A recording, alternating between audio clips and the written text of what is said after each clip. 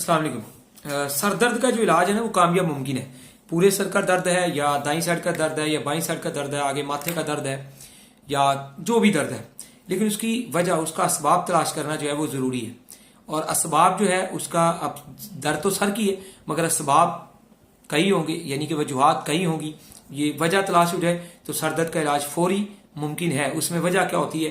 Blood pressure high से sir दर्द होता है, लो से सर दर्द होता है, शुगर लो होने से सर दर्द होता है, अच्छा नजर की कमजोरी से सर दर्द होता है, मैदे की गैस दिमाग को पड़ती है उससे सर दर्द होता है। तो ये मुख्तलिफ वजूहात हैं। सुबह का सर दर्द, सूरज निकलने का सर दर्द, शाम का सर दर्द, ये मुख्तलिफ टाइप्स ऑफ जो है ना इसकी सर दर्द की वजूहात हैं। तो इनका तलाश, इनकी वजह तलाश करके ही इनका इलाज 100% कामयाबी से किया जा सकता है। तो वो हम इंशाल्लाह इलाज बिल ग़िज़ा से करते हैं, दवाइयाँ भी देते हैं, वजह भी हम ढूंढते हैं पेशेंट की मुकम्मल जो है वो मिजाज को देख के, उसके साथ डिस्कस मशवरा करके, गुफ्तगू करके, तो फिर ये हमेशा के लिए ठीक हो जाता है।